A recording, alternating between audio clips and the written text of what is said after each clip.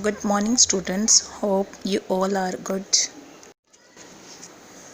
Today, our topic is plant and animal tissues. What is a tissue? You all know cell is the basic unit of life. A group of cells with similar structure and function is called a tissue. Histology is the study of tissue.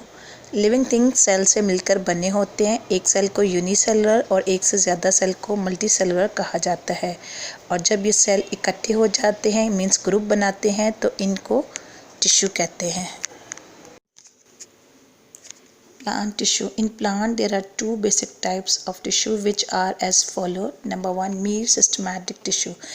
These tissues contain cells which have ability to divide so that organism can grow. Mesosystematic cells are smaller in size, have thin walls and a nucleus in the center, commonly present in root tips and shoot apex, help to increase the length of the root and the shoot.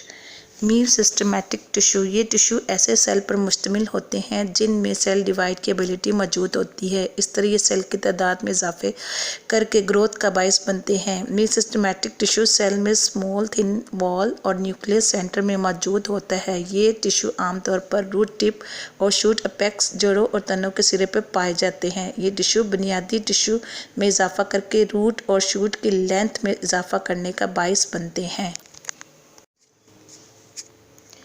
Permanent tissue. It is the form from mesosystematic cell.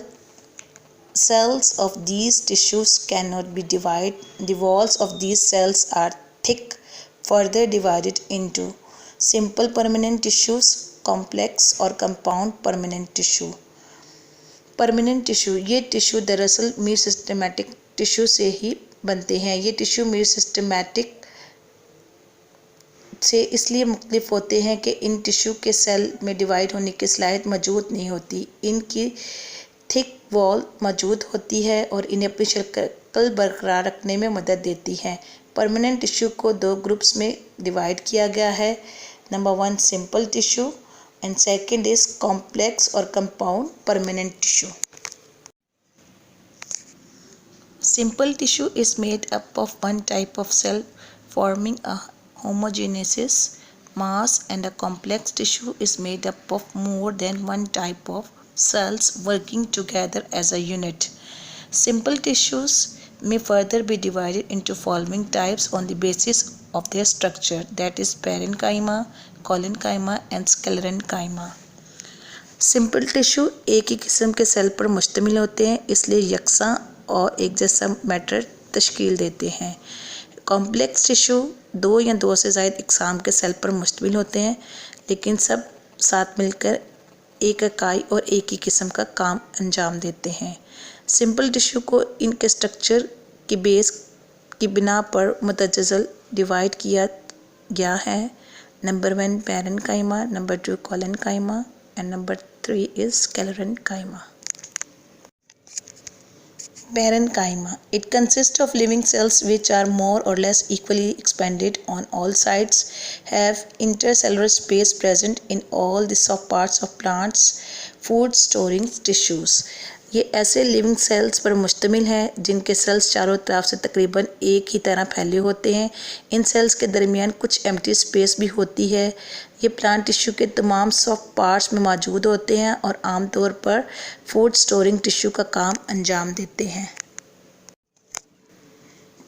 Collenchyma consists of elongated with corner filled with their cellulose and pectin, occurs in few layers under the epidermis of herbaceous dicotyledons. ये किसी हद तक कोने से फैले हुए cell पर मुश्तमिल ग्रोह है। इनके सेल्स के दरमियान की जगह सेलुलोज और पेक्टिन से भरी हुई होती है। ये टिश्यू प्लांट डाइकोटिलेडन की एपिडर्मिस तह के नीचे कुछ तहों की शक्ल में मौजूद होते हैं। Sclerenchyma consists of very long, narrow, thick-walled and lignified cells. Their dead cells become hard and depositions of chemical like lignin and thus provide spores to plant. Found in xylem and hard fruit coat. Sclerenchyma बहुत लंबे, narrow, thick wall वाले और लिग्निफेंट sales पर मुश्तमिल tissue हैं। ये dead खलियों का मजमूआ है और एक केमिकल लिग्निन के जमा होने की वजह से सख्त हो जाते हैं, इसलिए ये पौधों को सपोर्ट देते हैं। ये आमतौर पर जाइलम, फ्लोएम और फ्रूट्स के सख्त कोट वगैरह में पाए जाते हैं। कॉम्प्लेक्स और compound tissues. Compound tissues are mainly of two types, xylem and phloem. These will be discussed later under conducting tissues. Complex और कंपाउंड टिश्यू दो इकसाम में पाई जाती है, जाइलम और फ्लोएम। इनकी तफसील आगे चलकर कंडक्टिंग टिश्यू में बयान की गई है। Types of permanent tissues on the basis of functions. Epidermal tissues. Cell of these tissues are rectangular in shapes, forms the outer layer of root, stem and leaves. Cell in it are very compactly arranged so that there is no space between them. In stem and leaves, pores called stomata are present through which gases are exchanged. These tissues protect the inner part of plants. Epidermal tissues. In tissues के sales rectangular शक्ल के होते हैं। ये tissues root, stem और leaf के बैरूनी तह तश्कील देते हैं। इनके सेल्स आपस में इस तरह जुड़े होते हैं कि इनके दरमियान खाली जगह बिल्कुल नहीं होती। अलबत्ता लीव्स के ऐसे टिश्यू में छोटे छोटे पोर्स होते हैं जो स्टोमेटा कहलाते हैं। प्लांट्स इनके ज़रिए हवा से गैसों का तबादला करते हैं और ये टिश्यू पौधे के अंदरूनी हिस्से की हिफाजत का काम अंजाम देते हैं।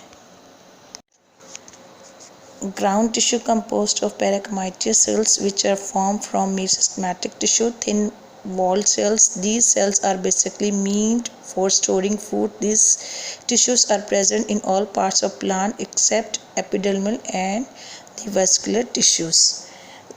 ग्राउंड टिश्यूज़ पतली दीवार वाले पेरेन्काइमा सेल्स पर मुश्तमिल होते हैं। ये मेसोसोमैटिक सेल से ही बनते हैं। ये सेल्स बुनियादी तौर पर फूड स्टोर का काम करने का अंजाम देते हैं। ये टिश्यूज़ पौधे के तमाम हिस्सों में पाए जाते हैं सिवाय एपिडर्मल्स एंड वेस्कुलर टिश्यूज़ के। Sporting tissue are made when cells complete their maximum growth. Their cell walls become thick due to deposition of some materials and become dead. Provide rigidity and support to the plant.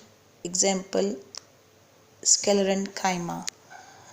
Sporting tissue जब अपनी आखिरी हद तक जसामत में भर जाते हैं तो इनकी दीवारें मखसूस मैटर के जमा होने की वजह से मोटी हो जाती हैं, जिसके नतीजे में इन सेल्स की मौत वाक़ई हो जाती है और ये सेल्स आपस में मिलकर स्पोर्टिंग टिश्यू तश्कील देते हैं। ये टिश्यू मुख्तलिफ शक्लों में पाए जाते हैं और पौधों में सख्ती पैदा करके इन्हें सहारा देने का काम अंजाम देते हैं। स्क्लेरेन्काइमा मोटी दीवार वाले, लिग्निफाइड और स्क्लेरेन्काइमा जिंदा खलिए वाले, मोटी दीवार मगर छोटी खाली जगहों वाले, सहारा देने वाले टिश्यूज़ की मिसालें हैं। कंडक्टिंग और vascular tissues composed of elongated cell with thick or thin walls. Example, xylem and phloem. Xylem consists of sclerenchyma vessels and fibers which conduct water and salts from the soil to the leaf, provide support. Phloem is made up of living cells, conduct food from leaves to various parts of the plant. Xylem and phloem together form vascular bundle in the stem. They remain separate from each other in the roots. Conducting और vascular tissues, ये thin और thick wall वाले elongated cell पर मुश्तमिल tissues हैं। Xylem और phloem in tissue की examples हैं। जाइलम स्क्लेरेन्काइमा वेसल्स और फाइबर्स पर मुश्तमिल है जो पानी और सॉल्ट की ज़मीन से पत्तों तक कंडक्ट का काम अंजाम देते हैं। इसके साथ साथ पौधों को सपोर्ट भी फराहम करते हैं। फ्लोएम जिंदा सेल्स डाइजेस्टिव ट्यूब से बने होते हैं जो तैयारशुदा फूड को पौधों के दूसरे हिस्सों तक पहुंचाने का काम अंजाम देते हैं। स्टेम में जाइलम और फ्लोएम दोनों मिलकर वेस्कुलर बंडल तश्कील देते हैं, जबकि रूट में जाइलम और फ्लोएम एक दूसरे से अलहदा रहते हैं। Animals tissues. Like plants, animals have tissues which form organ and organ system. Some important types of animals tissues I will explain you. Plants की तरह animals में भी tissues पाए जाते हैं जो कि organ और organ system तश्कील देते हैं। Animals में पाए जाने वाले टिश्यू कुछ मैं आपको बताऊंगी। Number 1, epithelial tissue. The cells of this tissue occur in a single layer and are closely packed together, form surface layer underlines of the tubular organs of the body, occur in glands. Epithelial tissues, ये tissue in sales में एक पतली तह की सूरत में पाए जाते हैं और एक दूसरे से बिल्कुल जुड़े होते हैं। ये टिश्यू सतह तह और नालीदार ऑर्गन की अंदरूनी सतह बनाने का काम देते हैं। ये टिश्यूज़ ग्लैंड्स में पाए जाते हैं जहाँ ये मुख्तलिफ तहें तरतीब देने का काम अंजाम देते हैं। Connective tissue, these tissues provide support to the tissues and bind them together. They consist of ground tissue cells and fibres. They could be soft, example fatty tissues, as well hard, example cartilage and bone. Blood is also a connective tissue, help to transport material within the body. Connective tissue, ये tissue दूसरे tissue और organ को सहारा देते हैं और एक दूसरे को बाहम यकजा करने का काम अंजाम देते हैं। ये टिश्यू मादा सेल्स और फाइबर्स पर मुश्तमिल होते हैं। ये इंतहाई नरम होने से लेकर नहायत हार्ड टिश्यूज़ होते हैं। फैटी टिश्यू नरम टिश्यू की एग्जांपल्स हैं, जबकि बोन्स और कार्टिलेज हार्ड टिश्यू की एग्जांपल्स हैं। खून भी ख़ास किस्म के कनेक्टिव टिश्यू की एग्जांपल है जिसमें सेल्स फ्लूइड मीडियम में मुतलिक होते हैं। ये जिस्म में मुख्तलिफ ट्रांसपोर्ट मटीरियल का काम अंजाम देते हैं।